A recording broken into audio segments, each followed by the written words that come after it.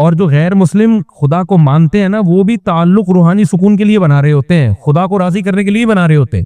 مجھے کینیڈا میں لوگوں نے بتایا ہے بعض غیر مسلم بھی آتے ہیں یہاں مسجدوں میں سجدہ کرتے ہیں، اور ہم اس سے پوچھتے ہیں کیوں، تو کہہ رہے ہیں ہمیں روحانی سکون ملتا ہے۔ ملتا ہوگا، میں ملیشیا میں تھا، میں نے وہاں کچھ غیر مسلم دیکھے جو قرآن پڑھ کے دم کرتے ہیں اپنے اوپر، عیسائی ہیں، مولانا صاحب کے پاس آتے ہیں، بولتے ہیں سورہ رحمان پڑھو، ہم پہ دم کرو۔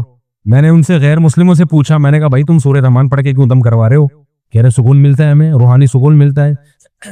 ایک نے تو بتایا کہ میرے پہ جن چڑیل بھوت ہیں، میں اس کی بات اپنے الفاظ میں بیان کر رہا ہوں، بالکل اس نے یہ ورڈنگ تو نہیں تھی، یعنی کوئی آصف واسب ہے تو جب وہ کوئی سورہ بقرہ یا سورہ رحمان پڑھ کے کوئی مولوی صاحب دم کرتے ہیں تو میں ٹھیک ہو جاتا ہوں۔ تو ان کا اگر خدا سے بھی ریلیشن ہے تو وہ اپنے لیے ہے، اللہ کے لیے نہیں ہے، جبکہ ریلیشن میں اپنی قربانی دینی پڑتی ہے۔ اسلام جس ریلیشن کا قائل ہے نا، وہ ریلیشن ہے جس کا فائدہ دوسرے کو ہو رہا ہو، آپ کو ضمنی فائدہ ہوگا، اصل مقصد آپ کو اپنا فائدہ پہنچانا نہیں ہے، آپ کو اپنا فائدہ پہنچانا نہیں ہے۔ تبھی حدیث میں آتا ہے رشتہ اس سے جوڑنے کا حکم ہے جو تم سے توڑ رہا ہے، جو تم سے توڑ رہا ہے اس سے جوڑنے میں آپ کا کوئی فائدہ ہے یا ٹینشن ہے؟ فل ٹینشن، کوئی فائدہ ہی نہیں ہے آپ کو۔ اللہ سے ریلیشن، آپ کو اس میں مزہ آ رہا ہے یا نہیں آ رہا مزہ، روحانی سکون مل رہا ہے یا نہیں مل رہا، آپ نے اللہ کا حق ادا کرنا ہے۔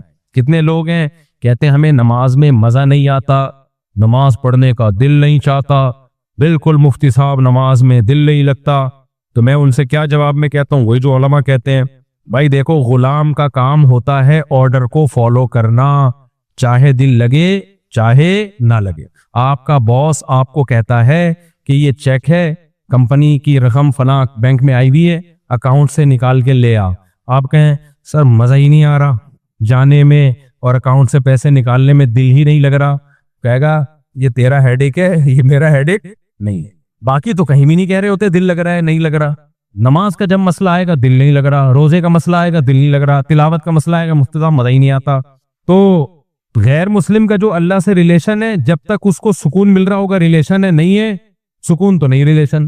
مسلمان کو ایک صاحب مجھے ملے، انہوں نے کہا میں 15 سال سے تہجد پڑھ رہا ہوں لیکن میرا دل بالکل بھی نہیں لگتا۔ میں نے کہا شاباش۔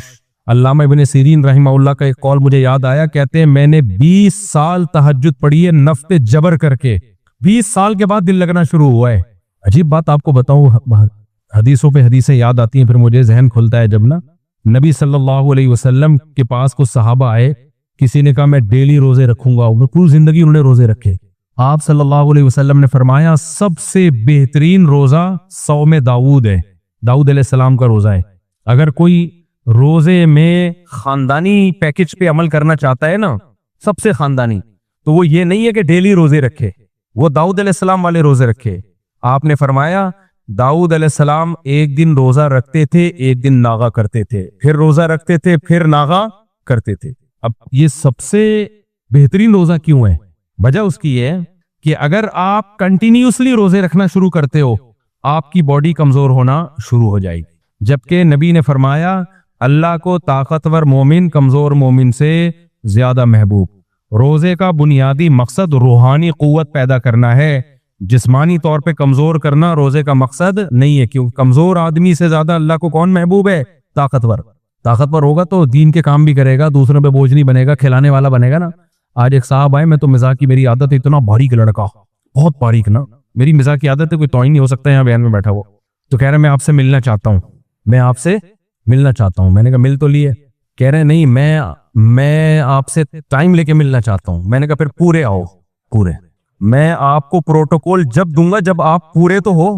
میں نے کہا بھرائی کرو، پورے آدمی پورے بن جاؤ، پھر میں آپ کو ٹائم دوں گا۔ میں نے کہا ابھی آپ پورے نہیں ہو، وہ بہت ہی باریک سا بیچارہ نا، تو ویسے ٹائم دے دوں گا، کوئی اتنا بڑا مسئلہ نہیں ہے۔ خیر، تو روزے کا مقصد کمزور کرنا نہیں ہے، کمزور کر کے کیا ہو جائے، نہ جہاد کے قابل نہ تبلیغ کے قابل، کسی کام کا نہیں رہتا وہ، باقی تو جو میں جس ٹاپک پہ بیان کرتا رہتا ہوں اس کے قابل تو بالکل بھی رہ گئے، میں اب چھوڑ دیا اس ٹاپک پہ بیان کرنا۔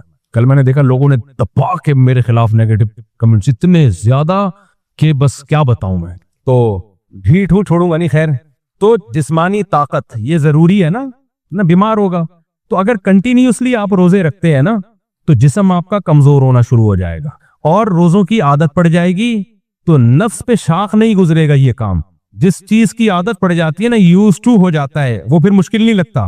ایسے بھی علماء گزرے 13 سال لگاتار روزہ رکھا سوائے بقرعید اور عید کے. یہ جو صاحب ہدایہ ہے نا، جو فقہ کی دنیا کی مشہور ترین کتاب، دنیا میں سب سے زیادہ اسلامی قانون کی کوئی کتاب اگر پڑھائی گئی ہے اور حکومتوں میں نافذ رہی ہے تو وہ ہدایہ ہے، جو برہان الدین مرغینانی رحمۃ اللہ علیہ بہت بڑے فقی گزرے تھے، ان کی ہے، جو فقہ حنفی کی مشہور کتاب ہے. یہ آکسفورڈ یونیورسٹی میں ایک طویل عرصے تک پڑھائی جاتی رہی ہے، اور گوروں نے جو لا بنائے ہیں نا، اس کی بنیاد ہدایہ سے ہی لی ہے انہوں نے، کیونکہ گوروں کے پاس تو کچھ بھی نہیں تھا نا، اسٹرکچر ان کو کہاں سے ملا ہے؟ ہدایہ سے ملا ہے ان کو. تو 80 جلدوں میں صاحب ہدایہ نے لکھی تھی، پھر اس کو مختصر کیا. تو اب کیا ہے، صاحب ہدایہ نے 13 سال لگاتار روزہ رکھا ہے. 13 سال. اکابر میں، اسلاف میں ایسے بہت واقعات ملتے ہیں ہمیں، سوائے عید کے دن ناغا کرتے تھے، باقی رکھتے تھے وہ. تو اب کیا ہوتا ہے، کنٹینیوسلی جب آپ دیکھو، رمضان میں شروع کے 3-4 دن ہمیں مشکل لگتے ہیں، اس کے بعد عادی ہو جاتے ہیں، پھر تو جس دن روزہ چھوڑنا ہو کسی بیماری کی وجہ سے وہ مشکل لگ رہا ہوتا ہے. تو داؤد علیہ السلام کیا کرتے تھے، ایک دن روزہ ایک دن ناغا. اس سے صحت بھی اچھی، ایک دن روزے کی وجہ سے باڈی کی سروس ہو گئی، اگلے دن کھا لیا. لیکن ہوتا پھر اگلے دن روزہ رکھنا بڑا مشکل ہوتا ہے، کیونکہ نہ رکھنے کی عادت پڑ رہی ہے نہ چھوڑنے کی عادت. کتنا مشکل کام ہے. اس سے روحانی قوت بڑھتی ہے، آدمی کی قوت ارادی بہت مضبوط ہو جاتی ہے کہ وہ جب چاہتا ہے جو کام کر سکتا ہے. ہم بہت سارے کام کرنا چاہتے ہیں، ہماری قوت ارادی ساتھ نہیں دے رہی ہوتی. صبح شام سوچ رہے ہوتے ہیں یہ کریں گے وہ کریں گے، کرنے کا ٹائم آتا ہوتے نہیں ہے. تو جو مشکل کام کر لیتے ہیں نا، ان کی قوت ارادی ہو جاتی ہے مضبوط. جیسے جو ہمت کر کے ایک دفعہ نشہ چھوڑ لیں. ہمارے ایک دوست تھے یعنی اب دوست بنے، جب نشہ کرتے تھے اس وقت دوست نہیں تھے وہ. تو انہوں نے بتایا مجھے نشے کی عادت پڑ گئی تو مجھ سے چھوٹتا ہی نہیں تھا. کہتے ہیں میں نے کیا کیا، اپنے آپ کو گھر کے اندر بند کر لیا، کنڈی لگا دی، تالا ڈال دیا، ماں سے کہا کہ مجھے بس کھڑکی سے کھانا پہنچا دیا کرو، 6 مہینے تک میں گھر سے باہر نہیں نکلوں گا، کیونکہ گھر سے باہر جاؤں گا دوستوں میں بیٹھوں گا پھر نشہ. تو 6 مہینے مجھے تڑپنے کے لیے دے دو، چیخوں گا چلاؤں گا کوئی بات نہیں، برداشت کروں گا. بہت ٹینشن والا کام ہے یہ. ہمیں نشے کی عادت نہیں ہے نا، اس لیے ہمیں نہیں. جن کو عادت ہے ان کے لیے بہت بڑی مشکل ہے. اس نے مجھے خود واقعہ سنا ہے. کہہ رہے میں نے کہا جمعہ بھی نہیں پڑھنے جاؤں گا، مجبوری تھی کیونکہ جمعہ پڑھنے جاؤں گا تو مجھے ڈر تھا کہ وہی دوست مل جائے پھر نشے میں نہ لگ جاؤں، تو گھر میں ہی نماز پڑھوں گا. اور یہ برکت تھی تبلیغ کی. تبلیغ میں سروزہ لگایا تھا. تبلیغ والوں نے بہت دنیا چینج کی ہے بھائی. جہاں بھی دنیا میں جاؤ ایسے ایسے بدماشوں کو سیدھا کر دیا. نہ کوئی ان کا ولاگ آتا ہے، نہ کوئی پوڈ کاسٹ آتی ہے، نہ کوئی کتاب ہے جس میں ان لوگوں کی داستانیں ہوں. اور ان لوگوں کی زندگیاں تبدیل کرنے میں جس شخص کا بڑا کردار ہوتا ہے اس کا بھی کوئی نام نہیں جانتا. اس لیے میں کہتا ہوں تبلیغ سے زیادہ اخلاص والا کام شاید مارکیٹ میں ہے نہیں. میرے ہاتھ پہ تو 2 آدمی مسلمان ہوں گے، اگلے دن میڈیا پہ خبر آئی بھی ہوگی، حالانکہ وہ کیے کسی اور نے ہوں گے، آگے ہمارے ہاتھ میں ہو گئے ہوں گے. تو تبلیغ کا کام میں اخلاص اینڈ ہے بھائی. تو بہت لوگوں کی زندگیاں بدلی ہیں. ہم خود جو آج یہاں دین کی خدمت کر رہے ہیں اس میں بھی تبلیغ کا دخل ہے. تبلیغی جماعت آئی تھی، اس میں ایک عالم تھے، انہوں نے مجھے گھیرنا شروع کر دیا. خیر تو وہ شروع میں کولڈ ڈرنک چائے وائے پلاتے ہیں، اس کے پیچھے ان کے وہ رشوت ہوتی ہے، وہ چائے نہیں ہوتی، وہ حلال رشوت ہوتی ہے، اس کا مقصد کچھ اور ہوتا ہے. تو کیا ہے، کیا کہہ رہا تھا یار، پھر 6 مہینے تک اس نے اپنے آپ کو بند کیا. تو کہہ رہا میں اتنا طبیعت خراب ہوئی، میں نے کہا مر جاؤں گا بس. 6 مہینے بعد نشہ ختم. کہہ رہے اس قوت ارادی کا مجھے فائدہ اتنا ہوا کہ اب میں جو چاہے کھاؤں اور جو چاہے چھوڑ دوں، کیونکہ میں نے دیکھا اس کو موٹا ہو رہا تھا نا کھا کھا کے. کہہ رہے میرے لیے اپنے آپ کو دبلا کرنا کوئی مسئلہ نہیں ہے، میں نے اتنی بڑی قربانی دی ہے، میں جب چاہوں گا روٹی چاول آلو چھوڑ دوں گا. کہہ رہے میرے ہاتھ میں ہے، کیونکہ لوگ وزن گھٹانا چاہتے ہیں، ان سے ڈائٹنگ ہی نہیں ہوتی. آج فیصلہ کریں گے یہ پراٹھے چھوڑ دیں گے، پھر کل کھانا شروع کر دیں گے، 4 دن ہو گئے، تو اس کی قوت ارادی اتنی مضبوط. کہہ رہے اب مجھ سے جو چاہے کروا لو میں وہ کر لیتا ہوں. ایک دفعہ کسی نے پکڑ لیا، پڑھ کے کوٹا، چند ڈاکوؤں نے مارا پیٹا اس سے کچھ اگلوانے کے لیے، نہیں بولا اس نے. کہہ رہے مجھے ایسا لگ رہا تھا کہ گدگدیاں کر رہے ہیں میرے. تو روزہ ایک دن رکھنا ایک دن ناغا، ایک دن رکھنا ایک دن ناغا، یہ نفس پہ بہت گراں گزرتا ہے یہ عمل، لیکن اس سے انسان کی قوت ارادی بہت مضبوط ہو جاتی ہے. تو اس لیے اس تکلف میں مت رہا کرو کہ نماز میں مزہ آ رہا ہے یا مزہ نہیں آ رہا، روزے میں مزہ آ رہا ہے یا مزہ نہیں آ رہا. اور میں آپ کو شرطیہ کہوں، اس نیت سے نماز پڑھنا شروع کر دی نا کہ مزہ آئے نہ آئے، اللہ کی قدرت ہوتی ہے، آنا شروع ہو جاتا ہے.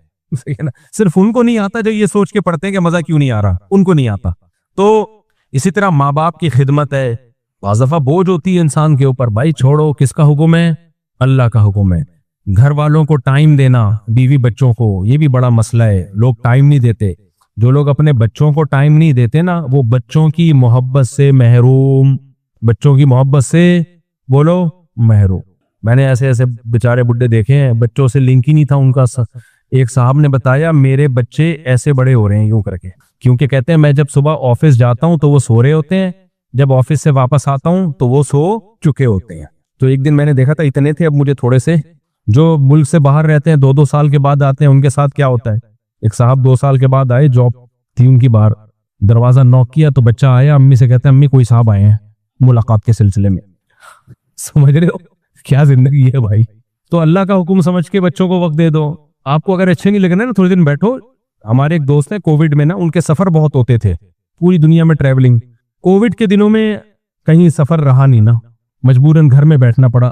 تھے بھی مدینہ منورہ میں ہے، تو ان کے میسج آیا، ان سے میری فون پہ بات ہوئی، میں نے کہا اور ٹائم کیسا گزر رہا ہے؟ کہہ رہے الحمدللہ گھر والوں کے ساتھ ہوں، کافی مجھے اچھے لوگ لگے یہ لوگ جو ہے نا، میں جیسا سمجھ رہا تھا ویسے نہیں، کافی اچھے لوگ ہیں۔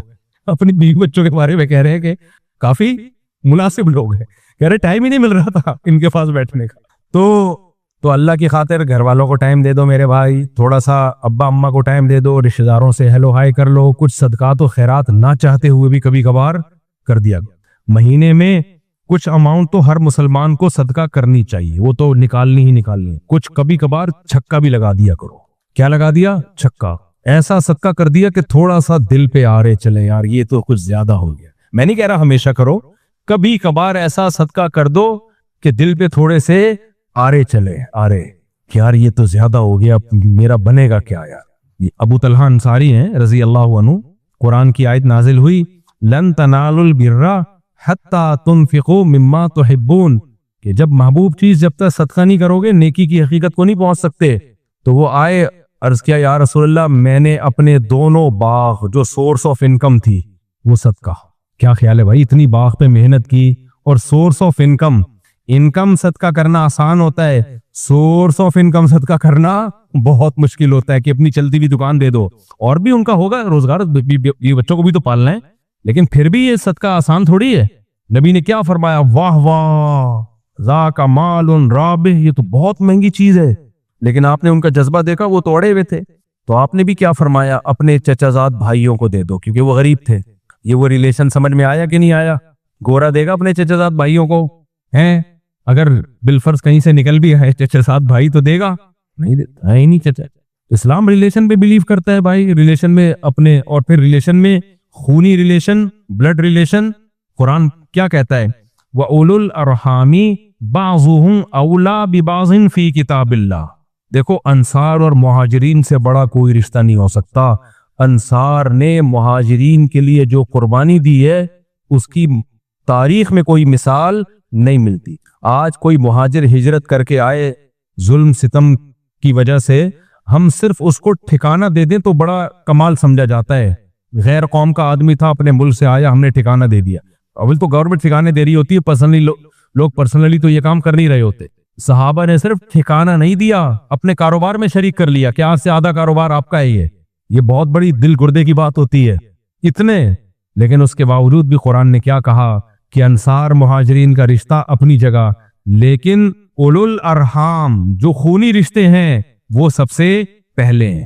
مہاجر صحابہ کو، انصار صحابہ کو سمجھایا کہ تمہارا جو بلڈ ریلیشن ہے وہ مہاجروں کے رشتے سے زیادہ، اور مہاجروں کا جو انصار سے رشتہ ہے اس میں جو ان کا بلڈ ریلیشن کا رشتہ زیادہ ہے۔ اتنی اہمیت ہے اسلام میں۔ تو یہ مزہ آئے یا نہ آئے، کس کے حکم پہ کرنا ہے بھائی؟ اللہ کے حکم پہ۔ نبی صلی اللہ علیہ وسلم نے فرمایا، یہ سارے میں ان اسکالرز کے خلاف بات کر رہا ہوں جو اباحت پسندی کی طرف جا رہے ہیں، یہ بھی جائز ہے وہ بھی جائز ہے۔ بھائی آسان مت بناؤ دین کو اپنی طرف سے، جتنا اللہ نے آسانی رکھی ہے وہ ٹھیک ہے، جو اللہ نے نہیں رکھی وہ ٹھیک نہیں ہے۔ آپ دیکھو ٹرینوں میں لوگ بیٹھے بیٹھے نماز پڑھ رہے ہیں، ان سے بولو بھائی کھڑے ہو کے نماز پڑھو، کہتے ہیں اسلام میں آسانی ہے اتنی جتنی اللہ نے دی ہے۔ فرض نماز کھڑے ہو کے ہوتی ہے، قبلے کی طرف رخ کرنا پڑے گا آپ کو۔ جہازوں میں نمازیں چھوڑ رہے ہیں، بھائی سفر ہے، بھائی چھوڑنے کی کہاں اجازت ہے؟ میدان جنگ میں اجازت نہیں ہے تو جہاز میں کہاں سے اجازت ہو گئی؟ تو ہر آدمی کا اخپل طریقے سے، اب جہاں مشکل ہو نا وہاں نماز پڑھنے کا مزہ ہے۔ نمازی کا پتہ جب چلتا ہے بھائی جب مشکل ہو۔ ہم جب کینیڈا امریکہ کا سفر ہوتا ہے نا، جاتے ہوئے ایک آدھ نماز آتی ہے کیونکہ جس سمت میں سورج چل رہا ہے اسی سمت میں ہم سفر کر رہے ہیں. واپسی پہ ٹھکا ٹھک نمازیں آ رہی ہوتی ہیں. 18-20 گھنٹے کا سفر اور مسلسل نماز پہ نہ سو سکتے ہیں. ہر وقت وضو کی فکر کہ بھائی جہازوں کے واش روم میں وضو کرنا بھی آسان نہیں ہوتا. پھر میرا ایک معمول ہے, آپ کا کبھی جہاز کا سفر ہو یہ پلے باندھ لو, جہازوں میں جب آپ وضو کرتے ہو نا واش روم میں جا کے, نیچے گیلا بہت ہو جاتا ہے. نمازی لوگ کیا کرتے ہیں, وضو کر کر کے نکلتے رہتے ہیں اور کیچڑ اور تالاب بنا دیتے ہیں. ایک پائلٹ نے بتایا کہ جا رہے تھے جہاز میں, سب وضو کر کر کے نکل رہے تھے, پورا کیچڑ کیچڑ ہو گیا, جہاز گندا ہو گیا. تو تبلیغی اکابر کی طرف سے یہ ہدایات نہیں ہے. تو اس میں کیا کرنا ہے بھائی, وضو ایئرپورٹ پہ کر لیں. آپ کہاں کر لیں وضو؟ میں یہی کوشش کرتا ہوں بھائی واش روم وغیرہ سے پہلے فارغ ہو جاؤ تاکہ جہاز میں وضو کرنے کی نوبت ہی نہ آئے, کیونکہ ان کا سارا نظام اس سے خراب ہوتا ہے, متاثر ہوتا ہے. وضو آپ ایئرپورٹ پہ ہی کر لیں. حتی الامکان کوشش کریں ایئرپورٹ پہ نماز پڑھ لیں, آپ ڈیلے نہ کریں اس کو آپ. اور اگر پھر بھی مجبوراً وضو کرنا پڑ جائے جہاز میں, تو میں کیا کرتا ہوں, میرا معمول ہے کم سے کم پانی استعمال کیا, جو نیچے گرا ہے کہتے ہوئے تھوڑا عجیب سا لگ رہا ہے لیکن یہ کیا کرو. ٹیشو سے لے کے اپنے ہاتھ سے پورا میں نیچے کا فرش صاف کرتا ہوں, تاکہ ایسا نہ ہو جہاز کا جو عملہ ہے وہ بولیں کہ یار نمازیوں کی وجہ سے ہماری ساری سروس کیا ہو جاتی ہے, خراب. کیونکہ کچھ نہ کچھ چھینٹیں نیچے پڑیں گی اور نئے آنے والے کو تکلیف ہوگی. کیا کیچڑ بنا کے چلے گئے مولانا صاحب, کوئی گورا کیچڑ بنا کے جاتا نہیں ہے, لبرل لوگ کیچڑ ہی ہے. جب بھی نمازی آئیں گے کیچڑ کیچڑ ہے, تو تھوڑی سی ہمت کر لو. اپنے ساتھیوں کو بھی کہتا ہوں بھائی جو بھی واش روم میں جو جائے گا وضو کرے گا تو ٹیشو سے لے کے پورا فرش, کیا یہ نہیں کہہ رہا کہ وہ اس میں گھس جائیں, وہ تو ویسے ہی صاف ہوتا ہے. فرش کو اچھی طرح کیا کرے, نیچے کا صاف کرے, اس کے بعد ہاتھ اچھی طرح دھو لے. آپ تھوڑی سی ٹینشن ہوگی, تھوڑی سی ہمت ہوگی, لیکن صاف ستھرا رہے گا. جہاز کے عملے کو یہ اعتراض نہیں ہوگا کہ یار ہمارا واش روم گندا کر دیا انہوں نے, یہ کیا مصیبت میں ڈال دیا ہم لوگوں کو. تو یہ ٹینشن تو لینی پڑے گی نا. ایسے فری پھوکٹ کی نماز تو کچھ بھی کام نہیں ہے, تو چلو نماز پڑھ لیتے ہیں, ٹائم اچھا گزر جائے گا, یہ تو بہت سے لوگ کر لیتے ہیں. نماز کا پتہ بیماری اور سفر میں چلتا ہے, بیماری اور سفر میں چلتا ہے کہ یہ نمازی ہے یا نہیں. بیمار ہو گئے, اب طہارت مشکل ہو رہی ہے, بھائی چھوڑو یار یہ کر دو, تیمم کر لیں گے. بھائی تیمم جب جائز ہے, جب پانی کا استعمال ممکن ہی نہ ہو. آپ بستر پہ ٹب میں پانی منگوا کے وضو کر لو آپ, اور مجبوری میں 2 نمازیں اکٹھی بھی پڑھ سکتے ہو, یعنی ظہر کو آخری وقت میں پڑھو اور جیسے ہی عصر کا وقت داخل ہو عصر پڑھ لو. اس طرح سے 2 نمازیں اکٹھی کر لو. تو جتنی اللہ نے اجازت دی ہے اتنی تو ہوگی میرے بھائی, جتنی اللہ نے نہیں دی آپ کو اپنی طرف سے نہیں کرنی. وہ ٹینشن آپ نے لینی ہے اور مجھے اور آپ کو وہ ٹینشن لینی پڑے گی. تو میں یہ بتا رہا تھا کہ ہمارے جو اس ایک لبرل قسم کے اسکالرز آ رہے ہیں, تو جب یہ جدید طبقے کو دیکھتے ہیں کہ ان سے ڈرامے فلمیں چھوڑنا بہت مشکل ہے, تو ڈرامے فلمیں لیگل کر دیے, ان سے مخلوط ماحول سے بچنا مشکل ہے, تو وہ سب لیگل ہوتی چلی جا رہی ہیں. تو 2 چیزوں میں سمجھوتا نہیں ہو سکتا, جو اصل میں بیان کر رہا تھا. پہلی بات, مقاصد شریعت جو ہیں ان میں سمجھوتا نہیں ہو سکتا. مقاصد شریعت میں نے بتایا کہ زنا سے بچنا ضروری ہے اور شراب سے بچنا ضروری ہے, نماز پڑھنا ضروری. ہاں جو ذرائع ہے نا, ذرائع وہ زمانے کے حساب سے چینج ہوں گے, ان کو چینج نہ کرنا اسلام کی مخالفت ہے. ذرائع کسے کہتے ہیں؟ مقاصد تک پہنچنے کا ذریعہ. سمجھ میں آ رہی ہے بات کہ نہیں آ رہی ہے؟ مقصد تک پہنچنے کا بولو ذریعہ. مثال کے طور پر شریعت نے ہمیں نماز سے پہلے وضو کرنے کا حکم دیا ہے. نبی صلی اللہ علیہ وسلم بیٹھ کے وضو کیا کرتے تھے, نبی صلی اللہ علیہ وسلم لوٹے سے وضو کیا کرتے تھے. تو کیا لوٹا مقصود ہے؟ بھائی لوٹے سے اس لیے کرتے تھے کہ وہ ایک ذریعہ ہے, آسانی ہو جاتی ہے اس سے. یا برتن سے, لوٹے سے نہیں, ایک برتن سے کرتے تھے. اب شاور آ گئے, بالٹیاں آ گئی, مگے آ گئے, نلکے آ گئے, اب آپ کہیں میں لوٹے سے ہی وضو کروں گا کیونکہ لوٹے سے وضو کرنا سنت, تو یہ شریعت پہ زیادتی ہو جائے گی. یہ شریعت پہ کیا ہو جائے گی؟ زیادتی. بھائی نبی بھی اس لیے بالٹی برتن سے کہ اس زمانے میں برتن کا رواج تھا. نبی صلی اللہ علیہ وسلم تبلیغ کے لیے ٹرین یا جہاز پہ کبھی گئے ہیں بھائی؟ نبی صلی اللہ علیہ وسلم تبلیغ کے لیے گدھے پہ گئے ہیں یا گھوڑے پہ گئے ہیں, اونٹ پہ گئے ہیں؟ اب آپ کہو کہ میں بھی تبلیغ کے لیے جاؤں گا, امریکہ جماعت جائے گی گدھوں پہ بیٹھ کے, تو کیا خیال ہے بھائی, پہنچ جائے گی وہ جماعت؟ نہیں پہنچے گی. گدھے پہنچ جائیں گے, ہو سکتا ہے وہ نہیں پہنچ پائے گی. تو بھائی گدھا مقصد تھوڑی ہے, ذریعہ مقصد ہے. مولانا ابو الحسن علی ندوی رحمت اللہ علیہ بہت ہی زیرک خاندانی عالم گزرے ہیں, بہت دور اندیش عالم تھے. تبلیغی جماعت میں عربوں میں ریاض الصالحین لانے والے وہ ہیں. وہ کہتے تھے کہ عرب لوگ کا معیار بہت اونچا ہے حدیث کے معاملے میں, تو وہ فضائل اعمال کے بجائے ریاض الصالحین. ہماری بھی یہی رائے ہے کہ ریاض الصالحین ہونی چاہیے, وہ سب کے لیے ایکسیپٹیبل ہے. باقی فضائل اعمال پہ جو اوٹ پٹانگ الزامات لگائے جاتے ہیں وہ الزامات بہرحال غلط ہیں، لیکن جب کام پوری دنیا میں پھیل گیا ہے تو ریاض الصالحین کی حدیثیں وہ ان کی کسی حدیث پہ ضعف کا الزام نہیں ہے. ایک آدھ روایت ہے جس کو کہا گیا وہ بھی بالاتفاق نہیں، جبکہ فضائل اعمال کی تو بہت ساری حدیث میں شیخ الحدیث نے خود لکھا ہے کہ یہ ضعیف حدیث ہیں، تو ہیں وہ صحیح حدیث کی تائید میں، وہ کوئی گمراہی نہیں پھیلا رہی ہیں. لیکن بھائی جب ایک چیز زیادہ مستند ہے اور کام پھیل گیا، سب کے لیے ایکسیپٹیبل ہے، تو وہ زیادہ بہتر ہے. خیر یہ تبلیغ والوں کا مسئلہ ہے وہ کیا کرتے ہیں. تو اب کیا ہے، مولانا ابو الحسن علی ندوی رحمۃ اللہ علیہ نے تبلیغ کو بھی بہت متعارف کروایا، عربوں میں بہت ان کی خدمات ہے. وہ یہ کہا کرتے تھے کہ مقاصد پہ کبھی بھی سمجھوتا مت کرو. جو زمانے کے تبدیل ہونے سے جو شریعت میں مقصودی حکام ہے نا، ان کو بھی اگر تبدیل کر دیا تو وہی حشر ہوگا ہمارا جو یہودی اور عیسائیوں کا. وہ ان کا دین آج محفوظ نہیں ہے. اجتہاد کر کر کے نا، یہ بھی جائز ہے، یہ بھی جائز ہے، یہ بھی حلال ہے، وہ عقل سے سوچتے ہیں. عورت کو طلاق کا رائٹ دے دیا انہوں نے، وراثت کے حکام میں تبدیلی کر دی کہ آپ اپنی اولاد کو نہیں دینا چاہو تو کسی اور کو بھی دے دو، جب آپ کی جائیداد ہے آپ نہیں دینا چاہتے. اسلام تو کہتا ہے نہیں بھائی، آپ وصیت کر ہی نہیں سکتے اولاد کو محروم کرنے کی. بہت سارے حکام ہیں، وہ آپ کی عقل میں آئیں یا نہ آئیں، فالو کس کو کرنا ہے؟ اسلام کو کرنا ہے. طلاقیں دے دی ہیں، بس اللہ کا حکم ہے، چاہے سمجھ میں آئے نہ آئے، علیحدگی ہو گئی. اور بھی بہت سارے حکام ہیں، روزہ رکھنا ہے رمضان کا.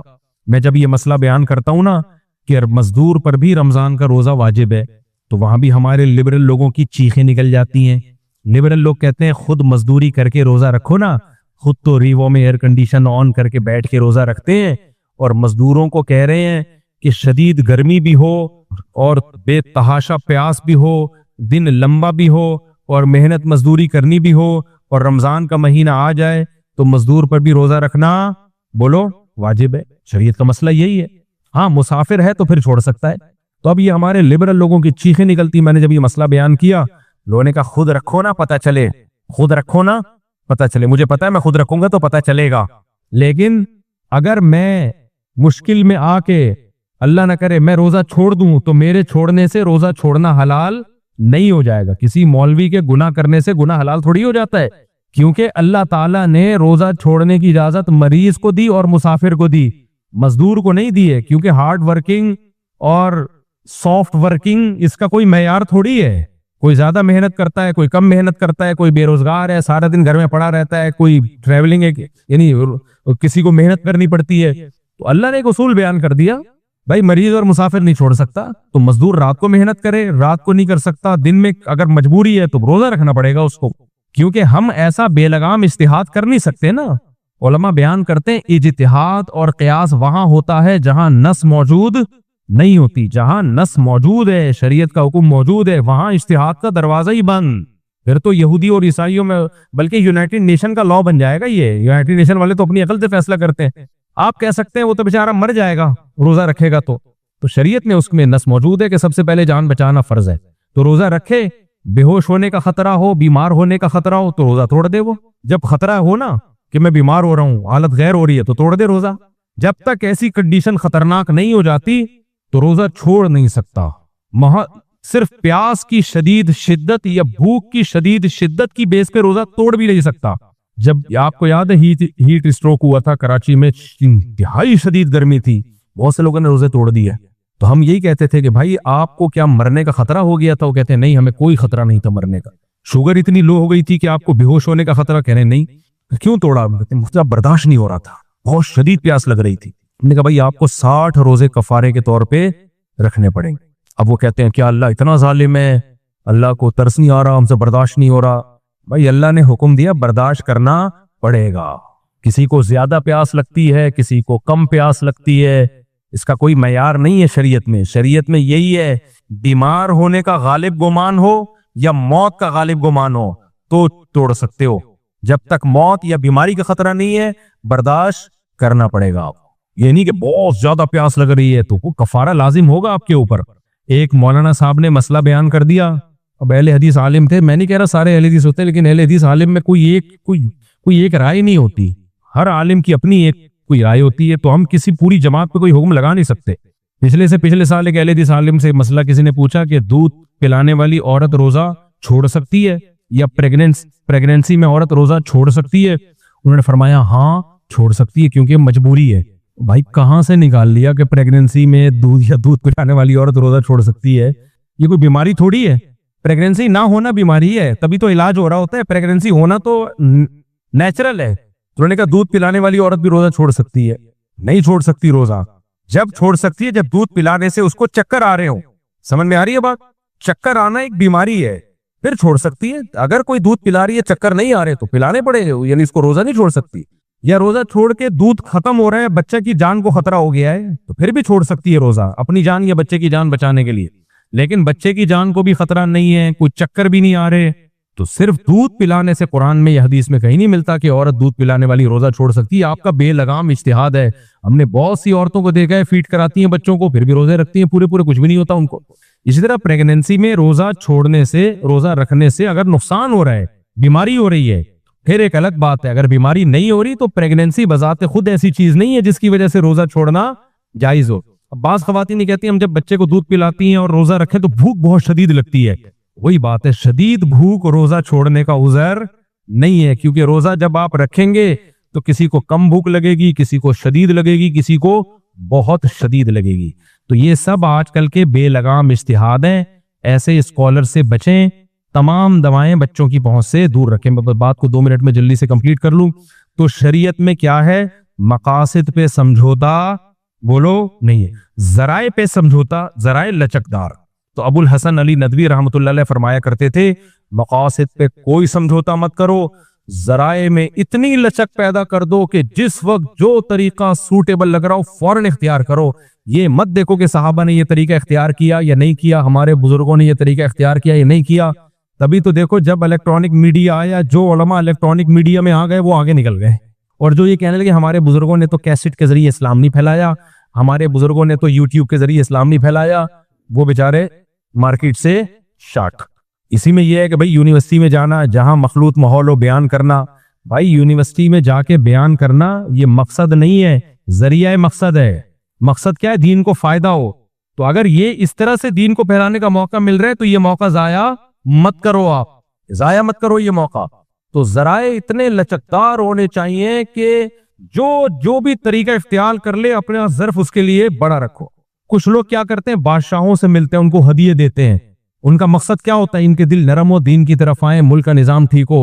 अगर उनकी नीयत तबलीग है, ठीक है, बिल्कुल। उस पर यह कहना दरबारी लोग हैं, सरकारी मुल्ला है, दरबारी मुल्ला, भाई कोई एक तरीका मुतय्यन नहीं है। जिसको जो तरीका सूटेबल लग रहा है वो तरीका इख्तियार करे।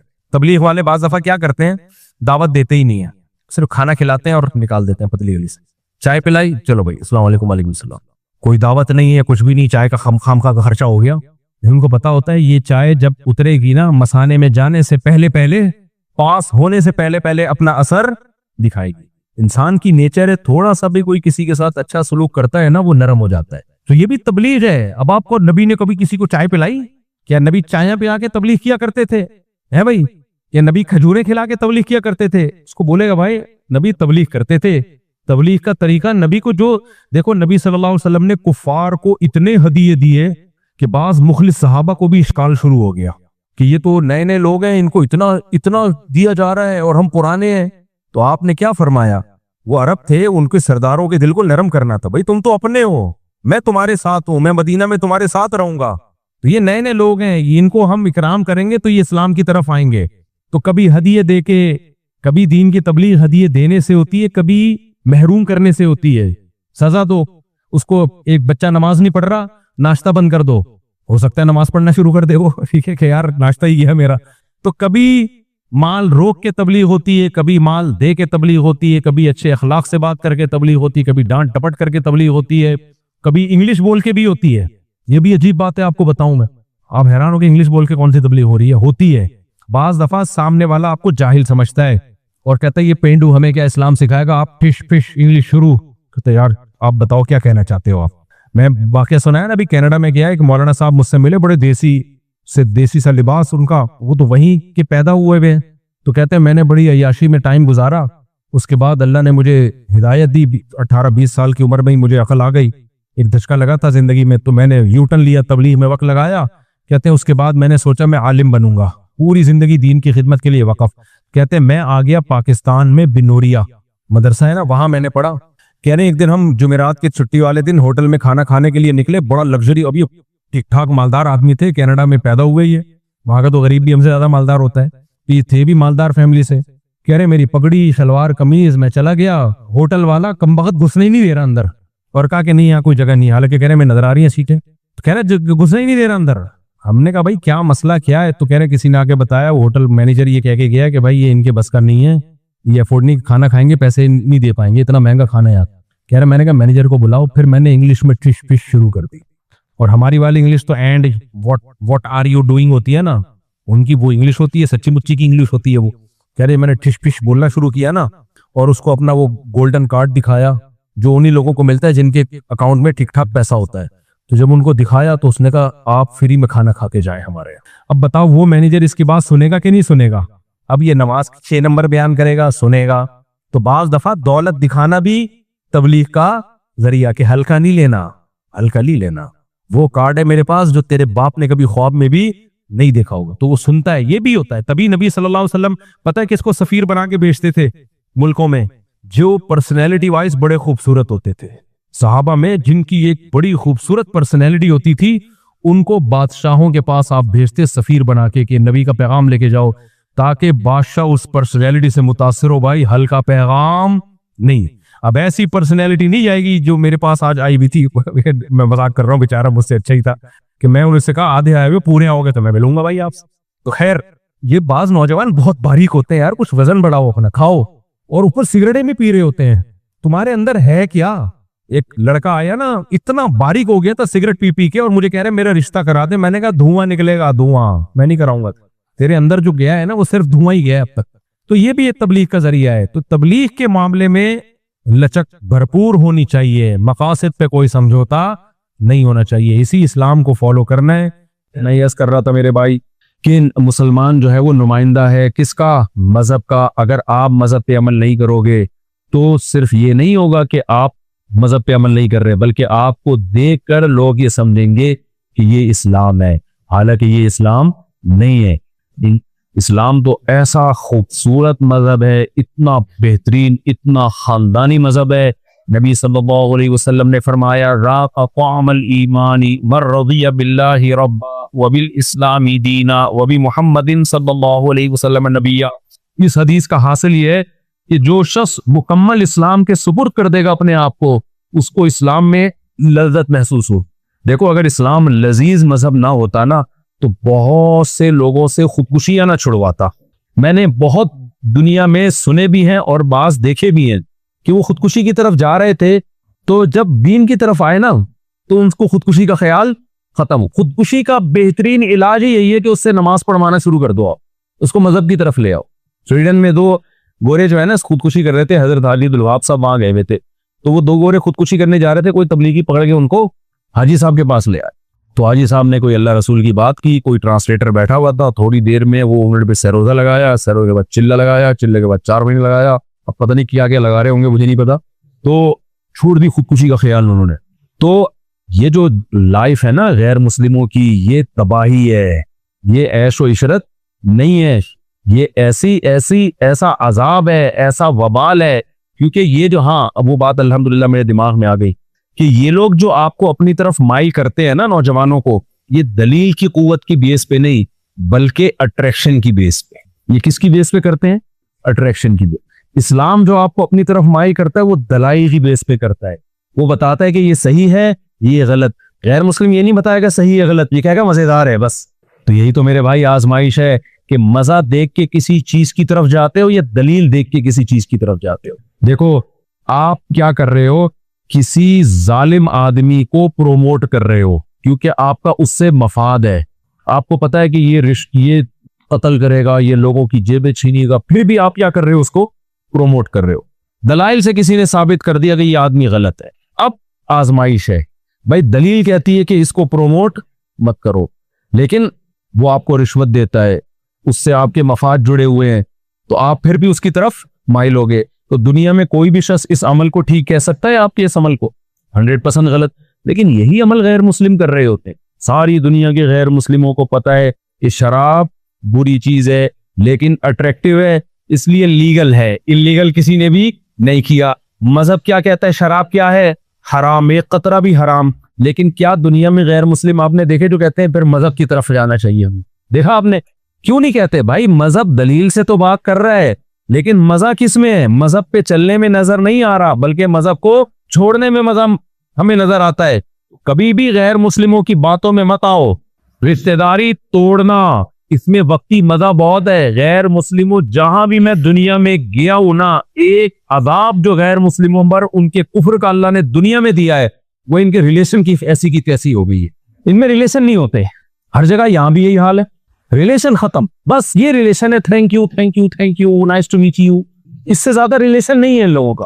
اس سے لوگ بڑے متاثر ہوتے ہیں یار کیا ان کے اخلاق ہیں. بھائی گئے ختم، ریلیشن ختم ہو گیا. نہ باپ کا پتہ، نہ ماں کا پتہ، نہ بیوی اور شوہر کا ریلیشن ہے، نہ باپ بیٹے کا، نہ ماں بیٹی کا ریلیشن. یہ تہذیب ہمیں 1400 سال پہلے کس نے سکھائی ہے؟ محمد صلی اللہ علیہ وسلم نے.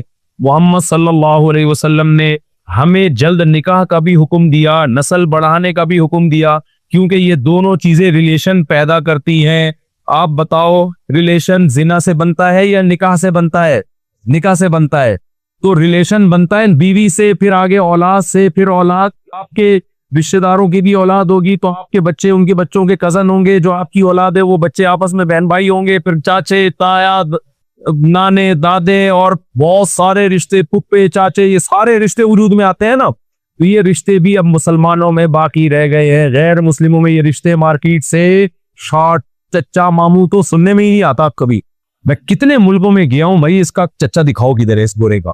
میں چچا کی بات ابا کا پوچھو، وہ ہو سکتا ہے وہ نہ. یہ تہذیب ہے، بد تہذیبی ہے. آپ اس تہذیب سے متاثر ہو رہے ہو میرے بھائی. اس میں کیا ہے؟ کچھ بھی نہیں ہے. اس میں بے سکونی ہے، ٹینشن ہے، ڈپریشن ہے. تو یہ جو لڑکے ہمارے نوجوان نسل اس کلچر کی طرف مائل ہو رہی ہے نا، یار دیکھو ہمارے ابا نے بولا گرل فرینڈ نہیں بنا سکتے اور تبلیغ میں سہروزہ لگاؤ. تمہارا ابا تمہیں سہروزے لگانے کا اس لیے حکم دے رہا ہے کہ تھوڑی دیر کی اس میں تمہیں ٹینشن تو ہوگی نہ. وہاں سہروزے میں تمہیں کباب ملے گا نہ ہاں وہ 3 باتیں میں کر رہا تھا نا، شراب، کباب اور شبا. تو غیر مسلم ان 3 چیزوں کی طرف کھینچتا ہے، چاہے وہ امریکہ کا غیر مسلم ہو، کینیڈا کا ہو، جاپان کا ہو، یا وہ لندن کا ہو، پوری انڈیا کا ہو. انڈیا کا بھی دیکھو تہذیب کی ایسی کی تیس.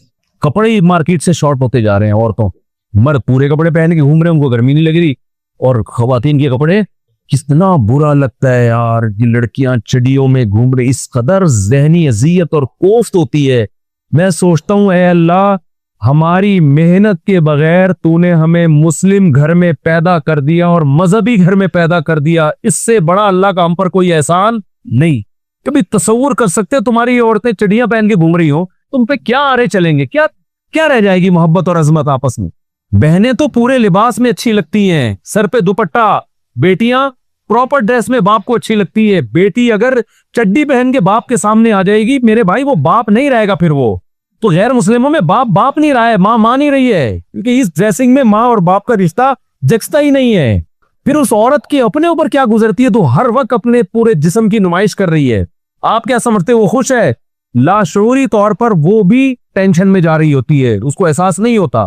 یہ فطرت نہیں ہے. کیا کلچر ہو گیا ہے میرے بھائی، کیا دماغ خراب ہو گیا ہے. تو اللہ کا شکر ادا کرو، اللہ نے تمہیں فری پھوکٹ میں اسلام دے دیا اور تم اس کلچر کی طرف مائل ہو رہے ہو. کتنے غیر مسلم ایسے ہیں جنہوں نے جب دیکھا کہ یار کلچر صرف مسلمانوں کا باقی بچا ہے، پردہ صرف ان میں ہے، حیا صرف ان میں ہے. جن غیر مسلموں کی سمجھ میں یہ بات آئی ہے نا، 180 ڈگری پہ آ کے انہوں نے اپنی زندگی کو تبدیل کیا. میں نے ایسے غیر مسلم بھی دیکھے.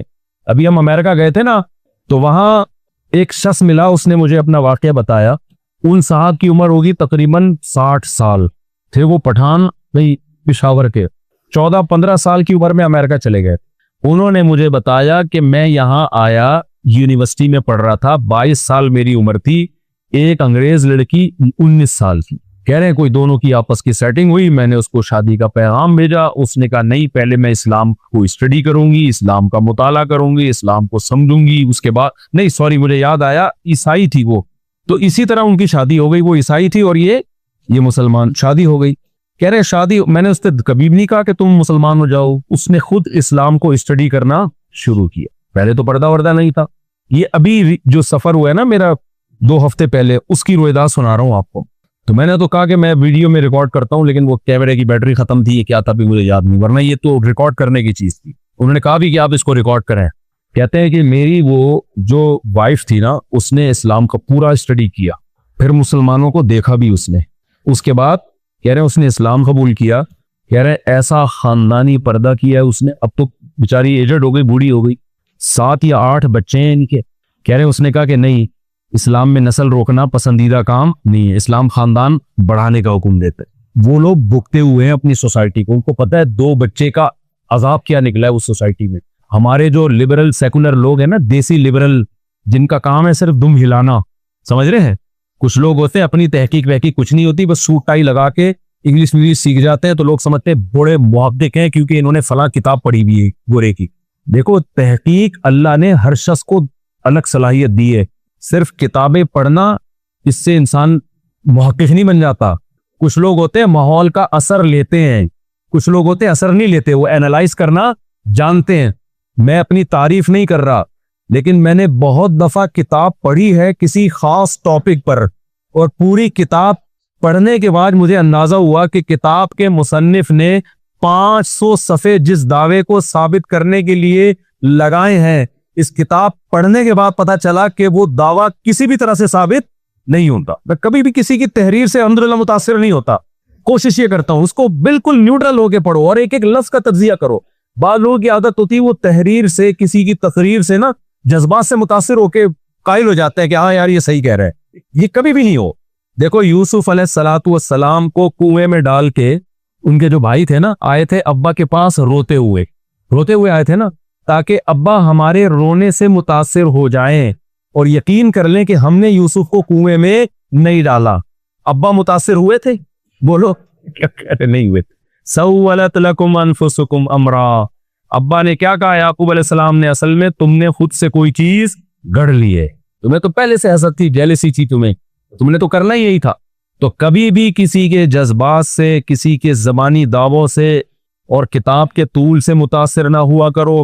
یہ غیر مسلموں نے بڑے بڑے دعوے کیے کہ نسل روکنا ضروری ہے، آبادی دنیا میں بڑھ رہی ہے جس کی وجہ سے وسائل کم ہو رہے ہیں، اور یہ ہو رہا ہے، فلانا ہو رہا ہے، زمین میں اسپیس نہیں ہے۔ میں کبھی بھی شروع سے ان چیزوں سے متاثر ہوا نہیں ہوں۔ ہمیشہ بھائی تحقیق کرو۔ پہلے بات تو ہمارے پاس مذہب کی گائیڈنس موجود ہے، مذہب کی تعلیمات موجود ہے، اور اس کے علاوہ بھی بہت سارے دلائل ہیں۔ تو وہ جو غیر مسلم تھی نا، وہ لوگ جانتے ہیں کہ 1 یا 2 بچوں کے جو ہم نے نسلیں روکی ہیں، اس سے کس قدر زندگی عذاب میں آ گئی ہے، ہماری ریلیشن ہی ختم ہو گئے۔ تو اس کو سمجھتی نہیں اسی، جس نے حضرت عمر بن خطاب رضی اللہ تعالیٰ عنہ کا قول یاد رکھو، فرماتے ہیں من لم یعرف الجاہلیہ، جس نے زمانہ جاہلیت کو نہیں دیکھا، لم یعرف الاسلام، وہ اسلام کے حسن کو نہیں پہچانتا۔ حضرت عمر نے زمانہ جاہلیت کو بھی دیکھا تھا جب بچیوں کو زندہ دفن کیا جاتا تھا، اور اسلام کا زمانہ بھی دیکھا۔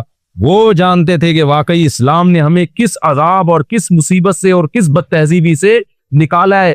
تو خوب سمجھ لو، جو غیر مسلموں کے کلچر کے اندر گھس کے جس نے نہیں دیکھا نا، باہر سے بہت مزہ آئے گا آپ کو۔ Nice to meet you, thank you, how are you, fine, everything is okay. یہ سب پہاڑوں پہ چڑھتے ہوئے بھی آپ کو 80 سال کے بوڑھے نظر آئیں گے، بہت زبردست لگے گا آپ کو، یار دیکھو یہ ہے مہذب قوم، آرگنائز قوم۔ یہاں 80 سال کا بوڑھا بھی ایکسرسائز کر رہا ہے، اور ہماری قوم کو دیکھو 12 بجے تک پوستیوں کی طرح سو کے اٹھتے ہیں، کم بخت چلا نہیں جاتا ان سے۔ او بھائی، آپ کو جب آپ بصیرت کی آنکھوں سے دیکھو گے، آپ دیکھو گے 80 سال کا بوڑھا اکیلا پہاڑ پہ جا رہا ہے، اکیلا پہاڑ سے اترتا ہے، ایک کتا نیچے انتظار میں بیٹھا ہوا ہوتا ہے۔ یار اس سے وہ بہتر ہے جو گھر کے اندر ہے، اس کو سنبھالنے والے لوگ تو موجود ہیں۔ اس بوڑھے پہ کیا گزرتی ہوگی؟ کیوں 2 بچوں والی پالیسی پر عمل کیا اس نے، نکاح نہیں کیا، عیاشی میں زندگی گزار دی اس نے، اب فطرت اس سے انتقام لے رہی ہے۔ ترستے ہیں غیر مسلموں میں بوڑھے کہ آپ کسی کے پاس 5 منٹ بیٹھ کے 4-5 باتیں کر لو، ایسا لگتا ہے آج اس کی عید ہو گئی ہے، پیسے دے دے گا آپ کو۔ تو جس تباہی کو جو دنیا اپنی آنکھوں سے دیکھ رہی ہے نا، آپ اسی تباہی کی طرف آج کا نوجوان جا رہا ہے، اس پہ دلائی بھی لگا رہا ہے۔ یار یہ مولوی ہمیں پیچھے کی طرف دھکیل رہے ہیں، اور مولوی ہمیں ایسی باتیں کر رہے ہیں، کچھ نہیں ہوتا بھائی۔ پورے خاندان اور پوری سوسائٹیاں، پوری قومیں تباہ ہو جاتی ہیں۔ اور کمال کی بات یہ، جب انسان کی بصیرت کی آنکھیں اندھی ہوتی ہیں تو وہ تباہی کو بھی کیا کہہ رہا ہوتا ہے؟ کامیابی۔ جو تباہی نظر آ رہی ہوتی ہے نا، اس کو کیا کہہ رہا ہوتا ہے؟ میں امریکہ گیا نا، لوگ کہتے ہیں کیسا لگا، میں کہا باہر سے بہت اچھا لگا مجھے امریکہ، گھروں کے اندر سے بالکل بھی اچھا نہیں لگتا. گھر باہر سے جتنے اچھے ہیں, اندر مسلمانوں کے گھر تو بہت اچھے ہیں, غیر مسلموں کے گھر گھر ہی نہیں ہے میرے بھائی. صرف صفائی ستھرائی سے گھر تھوڑی بنتا ہے. لوگ کہتے ہیں اندر سے بھی ان کے گھر اتنے صاف, باہر سے بھی اتنے صاف. بھائی خالی دیواریں کو چمکا کے پوچھا لگا کے صاف کر دو, ڈیٹول سے دو تو کیا گھر بن جائے گا؟ وہ گھر تو افراد سے بنتا ہے. مسجدیں کیسے آباد ہوتی ہیں؟ نمازیوں سے ہوتی ہے نا.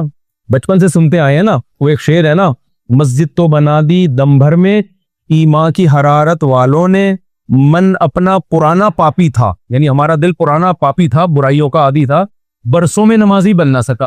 تو مسجدیں کس سے آباد ہوتی ہیں؟ صرف رنگ و روغن سے؟ نمازیوں یا نمازیوں سے بھی. تو گھر کس سے آباد ہوتے ہیں میرے بھائی؟ فرنیچر سے. بے وقوف ہے جو کہتا ہے فرنیچر سے گھر ہے, ورنہ فرنیچر کی دکان میں چلے جاؤ. پھر بھائی گھر بنانے کی کیا ضرورت ہے؟ اگر آپ انگریزوں کے اندر کے گھر دیکھ کے, غیر مسلموں کے اندر کے گھر اتنے لگژری, واش روم میں ایسے خوبصورت نل کے اور ایسی صفائی, اور جاپان میں جو ہے نا واش روم کے قریب جاؤ ڈھکن خود ہی اوپر چلا جاتا ہے, آٹومیٹک سسٹم. اس سے متاثر ہے, انہوں نے اتنی ترقی کی, اور ہمارے یہاں ڈھکن کھولنا پڑتا ہے. بہت سے واش روموں میں ڈھکن ہی نہیں ہے, ڈھکن ہی نہیں ہے بہت. اور پھر آگے کے مسائل, نل کا کھولو پانی نہیں آ رہا, اور پھر کنڈی نہیں ہوتی بہت سے واش روموں میں. کنڈی اتنی ہلکی ہوتی ہے. ایک واش روم تھا پبلک ٹوائلٹ, جو بھی جاتا گنگناتا اندر بیٹھ کے, گانا گا رہا ہوتا. ایک آدمی بندہ باہر بیٹھا ہوا کہہ رہا یار یہ کوئی کیا ہے, کوئی ان کی مذہبی رسم ہے, جو بھی اندر جاتا ہے گانا گاتا ہے. تو جب اس کی باری آئی نا, اندر گیا دیکھا کنڈی نہیں ہے, تو وہ بھی گانا گانے لگا تاکہ میری آواز باہر جائے, پتہ چلے بھائی دروازہ نہیں کھولنے. ان چیزوں کو لوگ کمپیئر کر رہے ہوتے ہیں. تو میرے بھائی اگر صرف واش روموں کے اچھے ہونے سے, لگژری بستر ہونے سے, کمرے میں ایئر کنڈیشن ہونے سے کوئی گھر اگر پرسکون بن سکتا, تو پھر ہوٹلوں میں جا کے رہا کرو. گھر بنانے کی ضرورت بولو نہیں. جو 5 اسٹار ہوٹل ہے وہ اس سے زیادہ لگژری ہوتے ہیں. اتنی بڑی دھول ہم سے ہو رہی ہے کہ ہم ان گھروں کو دیکھ دیکھ کے اتنے خوبصورت بطخیں تیر رہی ہیں باہر, بہت زبردست ہے بھائی. لیکن یہ بہت اچھا جب ہے جب گھر کے اندر افراد ہوں, اور وہ افراد بھی آپس میں ریلیشن ہو, ورنہ بہت سارے مزدور بھی ایک اپارٹمنٹ میں سو جاتے ہیں, اس سے گھروں میں سکون پیدا نہیں ہوتا. دبئی میں جاؤ, کمپنی جب بلاتی ہے نا, بہت سارے مزدوروں کو ایک ایک اپارٹمنٹ دے دیتی ہے, کئی مزدور اس اپارٹمنٹ میں رہتے ہیں. تو آپ کہہ سکتے ہو کہ بھئی وہ بھی گھر بن گئے. نہ, وہ گھر نہیں بنتے, کیونکہ ان مزدوروں کا آپس میں ریلیشن نہیں ہوتا. آپ کا کیوں نہیں ہوتا بھائی ریلیشن؟ دوستی ہوتی ہے. وسیم کو پتا ہے یہ غفار ہے, یہ ستار ہے, یہ انڈیا سے آیا, یہ بنگلہ دیش سے آیا, فلاں سے آیا, ریلیشن بھی انڈی والی بھی ہے, پھر بھی وہ گھر نہیں بنتا. اس مزدور کا دل چاہتا ہے فوراً کہاں جائے, اپنے گھر جائے. کیوں نہیں بنتا؟ ریلیشن تو ہے, بلڈ ریلیشن نہیں ہے, خونی رشتہ نہیں ہے. تو یہ انسان کی فطرت ہے, اسے سکون کے لیے ریلیشن چاہیے. اور کون سا ریلیشن؟ خون والا ریلیشن. وہ خون ریلیشن اپنی اولاد سے ہوتا ہے, بہن بھائیوں سے ہوتا ہے, خالہ چاچے ماموں سے ہوتا ہے. تو یہ ریلیشن جب بنے گا جب بچے پیدا ہوں گے. بچے کم ہوئے, ریلیشن اسی حساب سے مارکیٹ سے شارٹ ہو جائے گا. تو یہ عذاب غیر مسلم بیچاروں پر دنیا میں اللہ نے نازل کر دیا ہے کفر کی وجہ سے. گائیڈنس نہیں ہے, اور تم اسی عذاب میں. اور ہمارا جو دیسی لبرل طبقہ ہے نا پاکستان اور انڈیا میں, وہ بھی اسی کو پروموٹ کر رہا ہے, اور وہ اپنی آنکھوں سے خود بھی عذاب دیکھنے. نسل روکنے کا جو سب سے پہلا عذاب آتا ہے نا, توکل اللہ چھین لیتے ہیں انسان سے. یہ خود بہت بڑا عذاب ہے. ہر وقت اپنی جیب پہ نظر, 4 بچے ہو گئے تو کھلاؤں گا کہاں سے, 5 ہو گئے. تو کیا ہوتا ہے, جو انسان اپنی اولاد پہ خرچ کرتے ہوئے کنجوسی دکھائے, تو اس کا دل کیا ہو جاتا ہے؟ تنگ. اس کا دل کیا ہو جاتا ہے؟ لوگ مجھے کہتے ہیں اتنے بچے, اصل میں پیسہ بہت ہے. میں کہتا ہوں 10-12 سال پہلے میری زندگی اٹھا کے دیکھو, میں بائک پہ پٹپٹی بائک پہ گھومتا تھا. اس وقت بھی میرے 11 کا اسکور تو اس وقت بھی تھا. یہ تو بعد میں پیسہ آنے کے بعد اسپیڈ ہلکی ہوئی ہے, اور پیسہ بھی حلال کا ہے, تجارت کا پیسہ ہے. لوگ سمجھتے ہیں ہدیوں کا پیسہ لیا ہوا ہے انہوں نے. ہدیے کا بھی حلال کا ہوتا ہے, لیکن جائز پیسہ ہے. تو اس وقت بھی ہم خوش سے الحمدللہ, شو ماننے کے لیے نہیں کہہ رہا میں یہ باتیں. تو یہ کیا ہوتا ہے جب نسل روکتا ہے انسان, دل کیا ہونے لگتا ہے؟ کیونکہ نسل روکنے کے پیچھے جو جذبہ تھا وہ کیا تھا؟ پیسہ بچانا. یہ خود اتنا بڑا عذاب ہے نا, یہ ایسا عذاب ہے نا جس کو پیسہ بچانا جس کی کھوپڑی میں گھس گیا نا, وہ کھرب پتی ہو کے بھی غریب ہے, کیونکہ دل کا غنا اس کو حاصل نہیں. کنجوس آدمی کو دیکھا ہے نا آپ نے, کیسا ہر وقت سڑا ہوا ہوتا ہے.